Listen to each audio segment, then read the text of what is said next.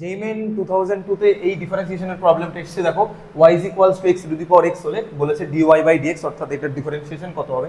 দেখতে পাচ্ছ প্রত্যেকটার অপশনে লগ রয়েছে, তাহলে এটা দেখেই আমরা বুঝতে পারছি যে অঙ্কটা সলভ করতে গেলে আমাদের উভয় পাশে লগ নিতে হবে। তাহলে লগ y কত হবে, আমরা জানি লগের পাওয়ারে যদি কিছু থাকে সেটা আগে চলে আসে। আমি একটু স্টেপ জাম্প করছি, that is e to the power x log x, লগের পাওয়ারে থাকলে সেটা লগের আগে চলে আসবে। তো এবার আমি যদি উভয় পাশে x এর রেসপেক্টে ডিফারেন্সিয়েট করে দিই কি পাবো, 1/y dy/dx। যেহেতু আমি x এর রেসপেক্টে log y ডিফারেন্সিয়েট করছি, log y মানে 1/y হয়, x এর রেসপেক্টে করার জন্য dy/dx হবে। দ্যাট ইজ ইকুয়ালস টু, এটা u ইনটু v ডিফারেন্সিয়েট হবে, e to the power x K constant রেখে log x এর differentiate 1/x plus log x কে কনস্ট্যান্ট রেখে e to the power x এর ডিফারেন্সিয়েট করলে হবে e to the power x। তো দেখো এখান থেকে আমরা e to the power x common নিতে পারি, কমন নিলে কি পাবো, log x প্লাস 1/x। এটা কার ভ্যালু, 1/y dy/dx এর ভ্যালু। তো এখান থেকে dy/dx কত হবে, dy/dx হবে y into e to the power x log x plus 1/x।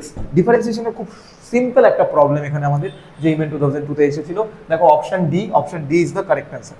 Thank you.